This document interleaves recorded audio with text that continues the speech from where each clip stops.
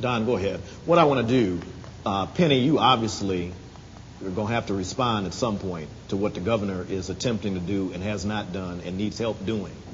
That's one. And I'm sure that in terms of what Detroit specifically is doing, his Detroit representative can talk about that. Right, Elroy? All right. Okay. I want to put this out on the table so we don't lose sight of it. We've got a couple of issues that we've kind of danced around. But I want someone here to tell me where they believe corporations are in Detroit and general where race relations is on a priority scale, where diversity is on a priority scale in general for the marketplace. Chuck, Mady, you did a tremendous job in acquiring property in downtown Detroit in the corridor on Jefferson Avenue when nobody else wanted it. Nobody else was interested in downtown Detroit. You were interested. So I want you to be able to share with us what you saw that nobody else saw, what perhaps we could do to help you, and how can African Americans, gain an opportunity to participate in some of the things that you're doing, as well as begin to identify opportunities as you've seen them. And Don, I would like, I shared this with you earlier, I'd like for you to really talk a little bit about the importance of firms looking at equity interests of African Americans. First, let me tell my good friend Mel and you and the Donald, if you need some cash, come see me.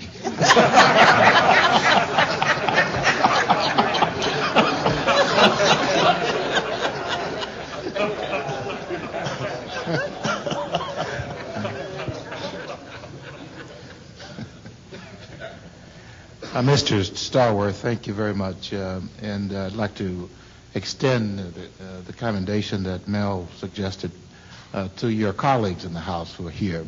I think it's important to have this kind of forum to talk about these issues. These issues are very serious and very significant issues in this community. Some people think that everything is hunky-dory in Detroit and the state of Michigan, amongst the masses, the natives, as we used to call it. It's not that great on the surface, and what we read in the newspapers and the reports we hear on television, because they are, in essence, majority owned, not telling the full story of what is going on in terms of sharing in the great prosperity that's occurring in this state, this city, and this country right now. So I commend you for having this forum, and hopefully you will continue this on a regular basis, and that it is televised. As you know, I serve on the board of Renaissance. I also served on the board at one time of New Detroit. And we met here in a subcommittee in this building about 4 years ago with the General Motors executive vice president, as well as community leaders and others, talking about why was New Detroit created in the first place, its policy, and discussing its new mission. We wrote that new mission that you're implementing today, Mr. Beckham, to focus in on significant issues. And one of the reasons they founded Renaissance was race relations. Never lose sight of that, is what was said then, and is still being practiced today. Because in 1967, there was no forum like this. There was no platform, no communication between the masses, the natives, and corporate Detroit, those in charge, those making decisions, those determining the destiny of the people. And therefore there was an insurrection. There was a civil disturbance that we have all lived to regret in many cases. Others, out of frustration, said there was nothing to regret because things were hell anyway. Many people feel and still believe that African Americans in Detroit were punished because of that civil disturbance. The question was asked earlier by Mr. Gooden, what has motivated corporate Detroit, corporate Michigan to now invest? Some of it had to do with the politics. Some of it had to do with the reaction to the riots. Some of the fleeing to the suburbs had to do with their reaction to the civil disturbance. Didn't want to be around African Americans. We were left with the situation that we have now. Businesses that gross $51,000, incomes that are half the average of the surrounding community, taxes that are twice and triple. It's a catch-22. So it is a serious matter. This is an important forum. There is an issue in corporate America with the glass ceiling. There is an issue in corporate America about sharing the great wealth of this country. Back in the 60s, we talked about the war on poverty. We talked about economic opportunity. Now we fast forwarded to affirmative action. Now it's called diversity. There's always a name for it. And it's always asking them for a piece of the pie. It's always asking them to give us a fair shake in our free enterprise system, which is a democracy, as we call it. It's a form of government. It's free to everyone but us. It is an enterprise that we are consumers of goods and services, and not producers and owners. We are going to have to focus on how do we become producers and owners. Then you won't need so much attention on diversity and equal opportunity and a war on poverty, because you're creating your own wealth and you're servicing the marketplace not in your own surrounding, not only in your own surrounding, but everything that surrounds you in the marketplace if you own that business. We talked in terms of one generation, first generation businesses. Yes, that's because we've been relegated to that. In many cases, we're satisfied with that. We have to understand how to build institutions and legacies that live beyond our normal lifetime. We have to participate in the mainstream of the economics and the mainstream of the businesses of this country and of the city and the state. Those are the things that we need to examine. There are people in this room who think that we should be limited as to how successful we should be. I've heard it. He's rich enough. Let somebody else get rich. He's successful enough. Give somebody else a chance. Even if that chance does not mean creating an institution. It may mean personal wealth, but no ownership, no control, no determination as to who gets contracts, as to setting up a person who can make uniforms and outfits and service not only my needs, but the needs of everyone else in the industry, therefore creating a business that will live and go beyond one generation. That's the issue. How do we support one another? How do we not become jealous of one another? How do we help each other when we are in a position to do so? That is the challenge before us. Thank you, Mr. Chairman. Jackie Vaughn, please. I think when we talked about originally what's happening with corporate America in terms of making sure the decisions that are being made are going to help grow our community, we kind of veered away from where the decisions are actually being made. And I guess this is a question that could be directed to you, David Campbell, also to, well, she's not here, Karen Farmer, or anyone that's here from the corporate arena. How do we get inclusion on those boards where a lot of the decisions are being made? it seems like the boards just appear. We have an opportunity. We have a lot of qualified people that could be on the boards. We're beginning to see a little bit more happening with the board in terms of the chamber board, now with Bill Brooks presiding. But on the corporate structure, how can we get included? Because that's where a lot of those decisions are being made in terms of what's happening. In addition to that, it's a twofold question I throw to you, Rod, in terms of the big three in the automotive world. It's our understanding that now you're pulling back from having a large amount of contractors. So that means we, as small businesses, are getting squeezed out of the loop. The tier ones are then getting the bigger portion, and we're oftentimes not the tier ones. What are you doing within your corporate structure where those decisions are being made to make sure that we're included in those contracts? The tier twos are in the three. We're out, and especially with Chrysler and with General Motors. You're not putting anybody else on. So I guess that's my question to the two of you.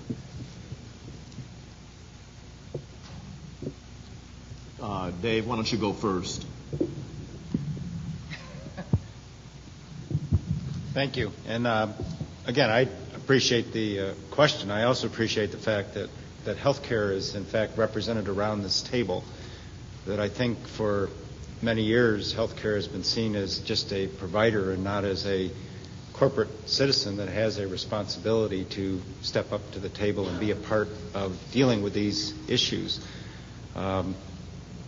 I think the question of governance and board leadership is a critical question. It is one that has been put on our table, and I perhaps can respond more how we are dealing with it and hope that perhaps it sets a tone with other healthcare providers in terms of recognizing that we do have an issue, that we do have a question, that we need to be proactive about dealing with it and working on it. And we have put the issue before our board. We have worked over the last several years to create more diversity, but it is far from what it needs to be or should be.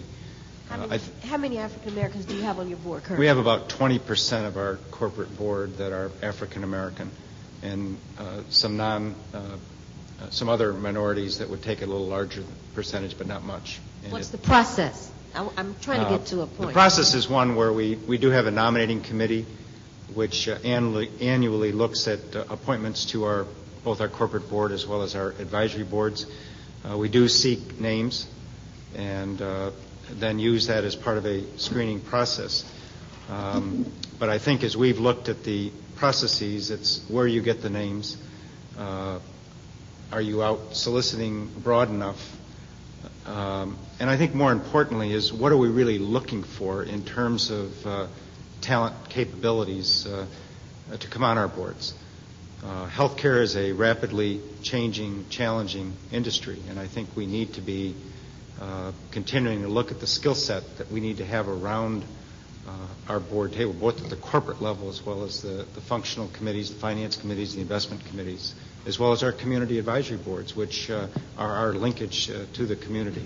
I'm really not trying to put you particularly on the spot. I'm just trying to see a picture here.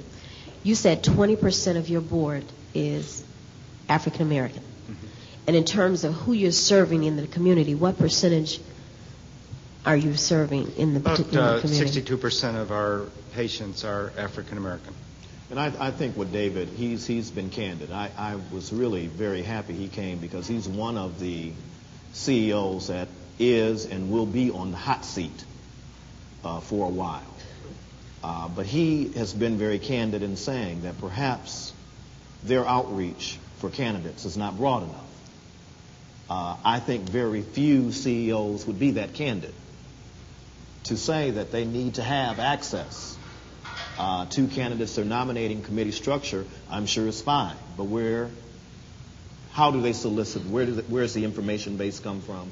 And I think that's one of the things that I hope we will try to tackle. I do want to come back to equity interests, and we'll move to Chuck. So we talk about some of the economic development. initiatives African Americans can link into. Go ahead, Mel. Before you leave the point, because I think it's significant, because he's talking about a fourth generation black-owned business, you know, and Bobby, you know, I mean, he could probably be one of those black stations, I mean, that's buying up all the other stations if he had some cash, exactly. If he had the capital. I mean, there could be a black person who's buying up all of the funeral homes, all right, to make one real big black business if he had the capital. So the reason why they are buying up the radio stations and the funeral homes is because they have the accessibility to the cash. So what we need to do, we need to have that same method to the cash, and it shouldn't be because of, you know, because you're one color you can get it, because I'm another color I can't, and that's the bottom line problem. Yep. We can grow too, you know. We can, you know, I can be a Hunzinger if I had the cash. Rod, let me talk on that equity and cash bit for 1 second to follow up. And there are some things that we do have to address amongst ourselves. I mean, people concerned about how big Melfar gets. I hope it gets to be $1 billion auto dealer and not a casino. But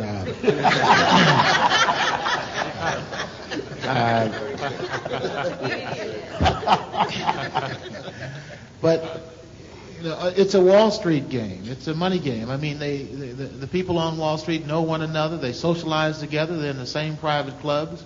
The people around here who control the economics are in the same country clubs. They socialize together. The kids go to the same schools, etc.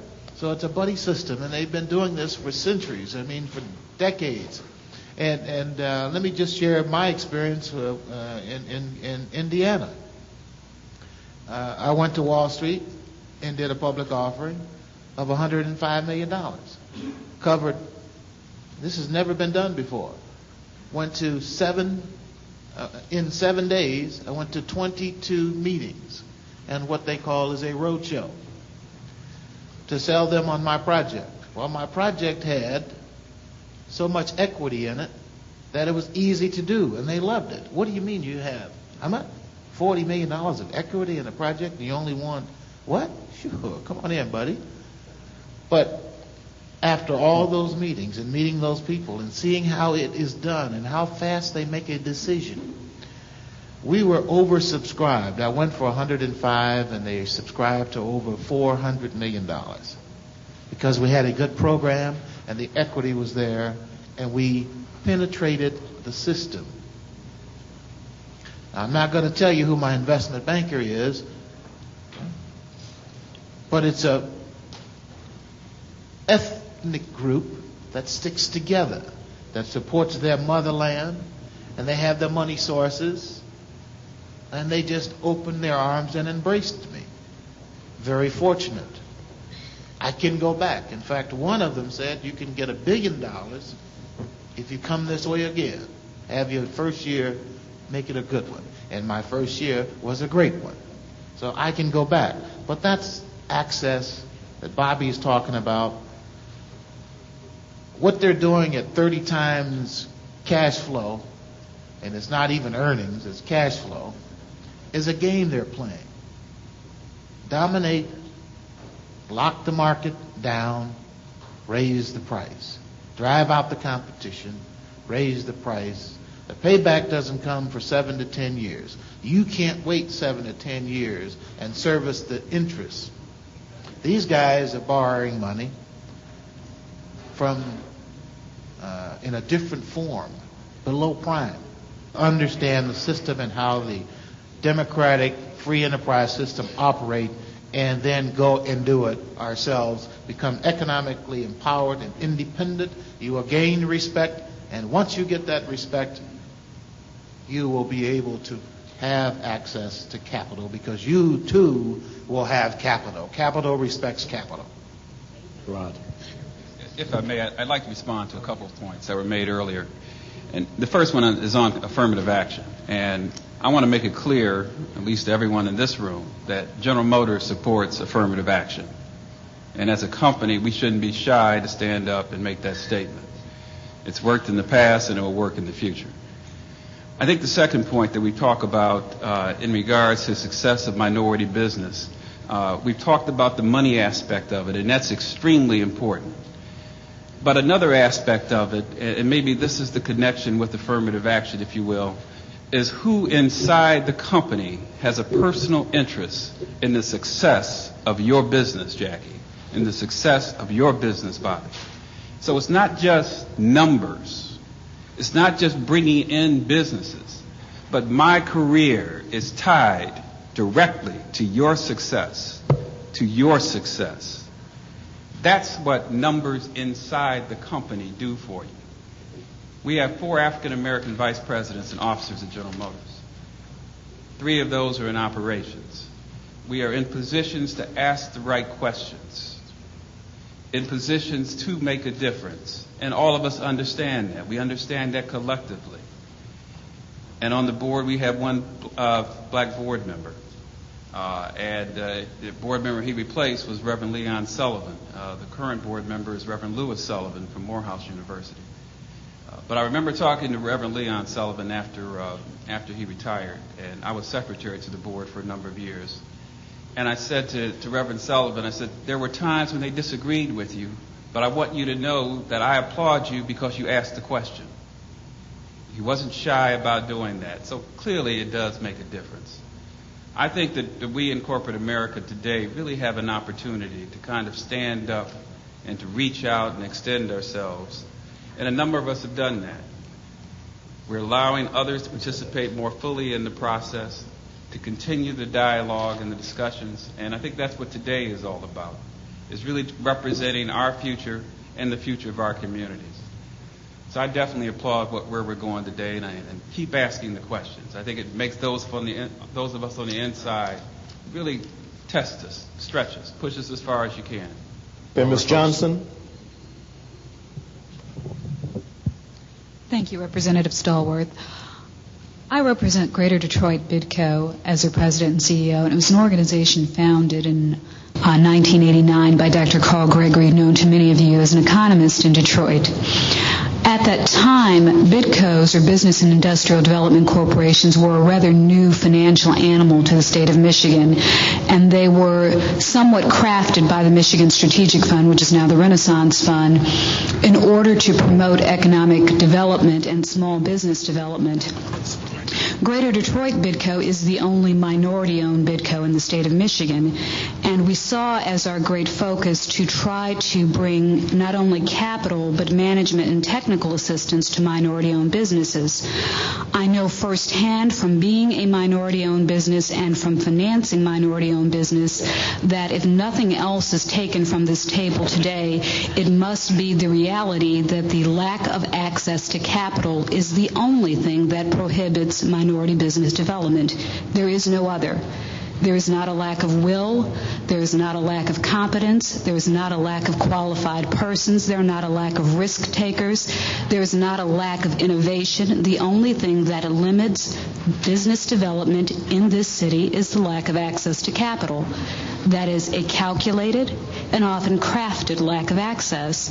It is not something that we cannot get around, and it's not something that financial institutions in the state have not made some strides towards rectifying.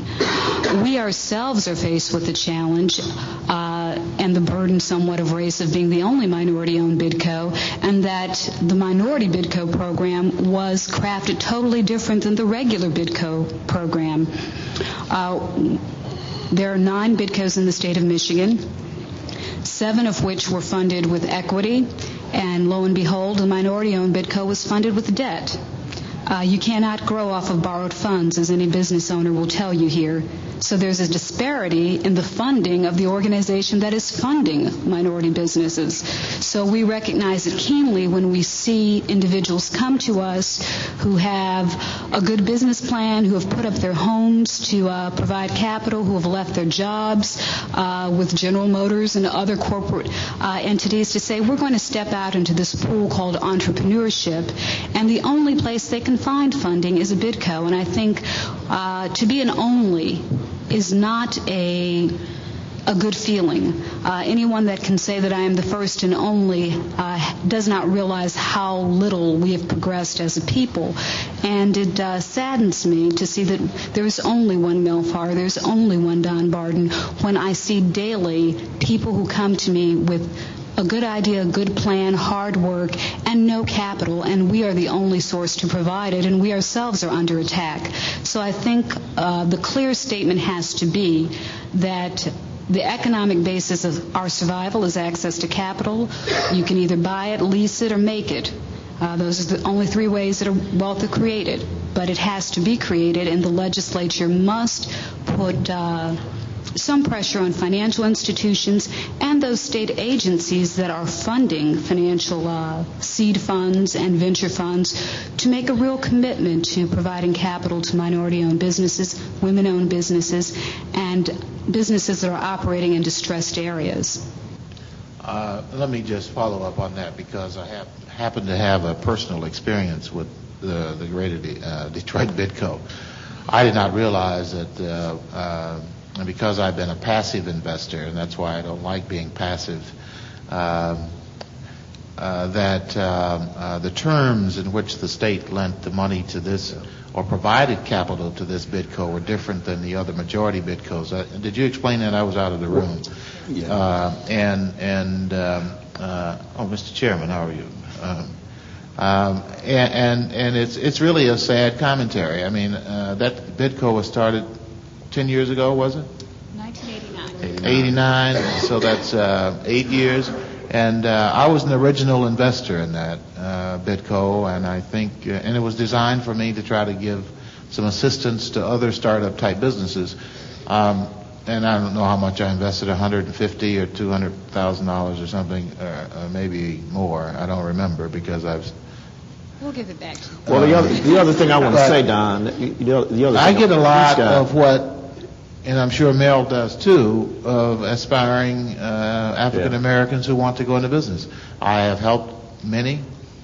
I can't help all, but I do try to provide some capital, and if I can't do it directly, I try to refer people to sources of getting capital. So that is something that the legislature can correct immediately, and that is the inequity in terms of this Bidco versus other Bidcos, and how the capital is, how it's capitalized.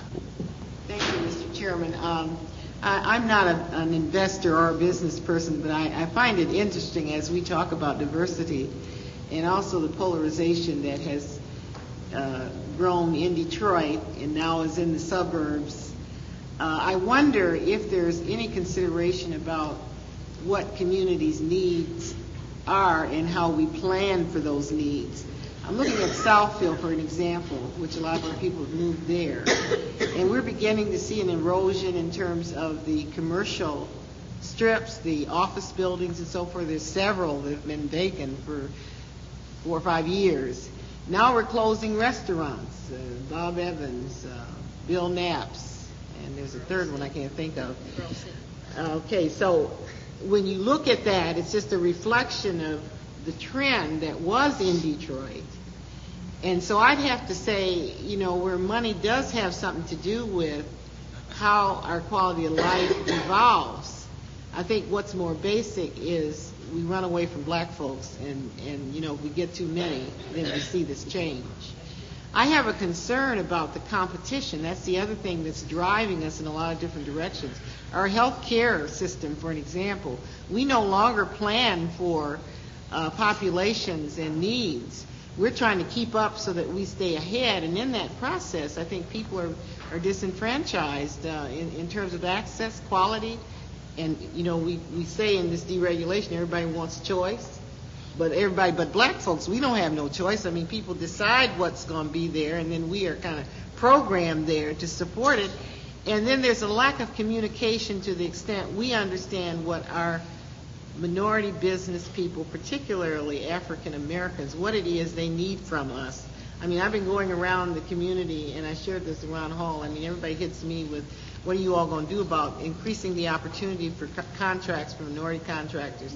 You know, what's the city going to do? What we're going to do about stadiums and all of that? part of the problem is a lot of the people who are vested in these ventures don't understand what the process is. That's number one. They know they need money, but how do you get this going so you can be competitive?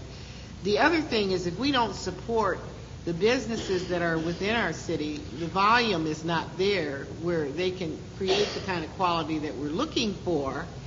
And all of our large corporations, and I've spent a lot of times with utilities, nobody is investing in consumer education. I mean, as you talk about choice, how do people realize what the choices are and how you wait? So I think that the other thing that I really feel legislators need to be looking at is what kinds of protections we have in terms of consumers and what can we do to provide the incentives so companies want to be interested in helping folks like us through this process. If we don't do it, then we're going to be in trouble in terms of having even a harder time.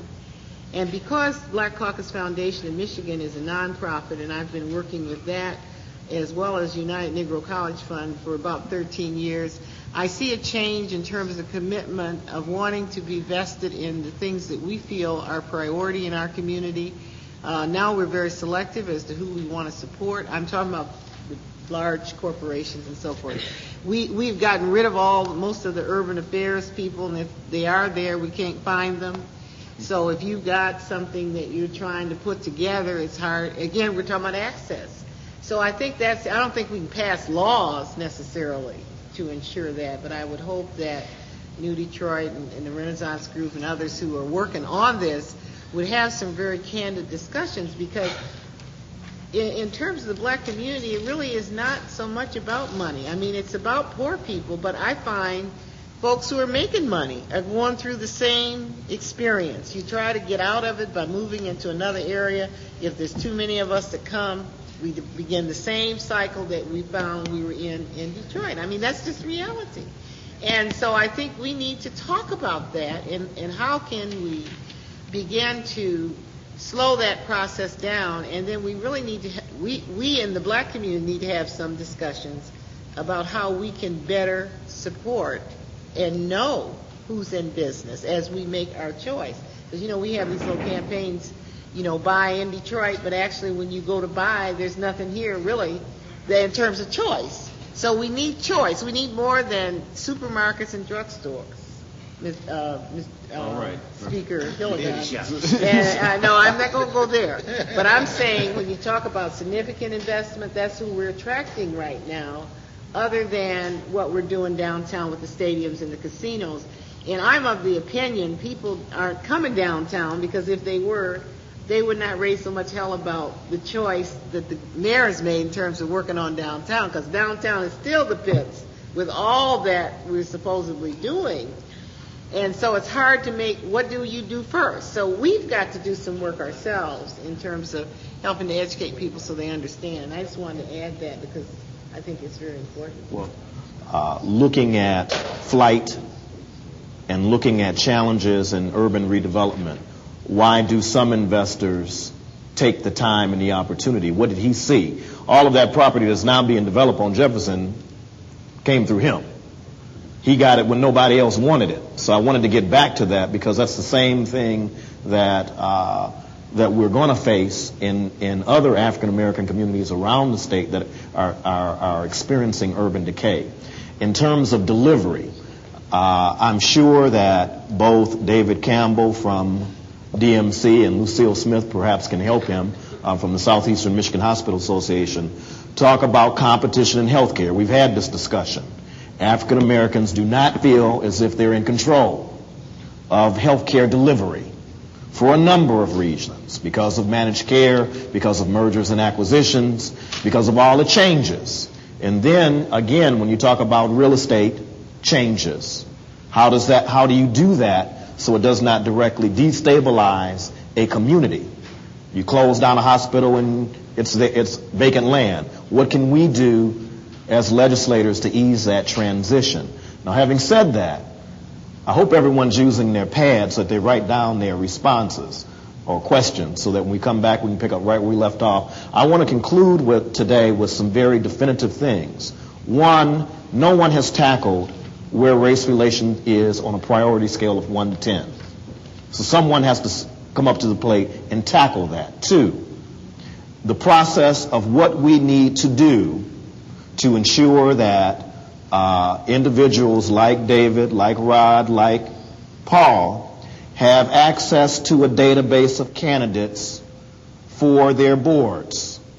3, we talked about access to capital. So in terms of what we're going to do to attempt to assure that there is restructuring of BidCo or well as other access opportunities, One-Stop Capital Shop is here, a couple of banks are here. Lastly, protection and investment in equity interests in the African American community. And I think that's a pretty healthy agenda. Wouldn't you agree? A brief comment from the chairman of the Wayne County Commission, the Honorable Ricardo Solomon.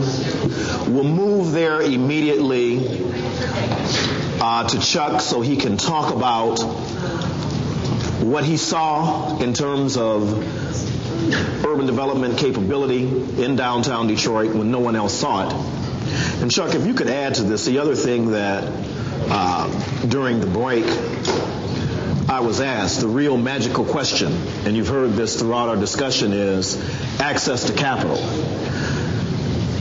How were you able to identify capital resources for real estate opportunities that no one else wanted or no one else believed were bankable opportunities?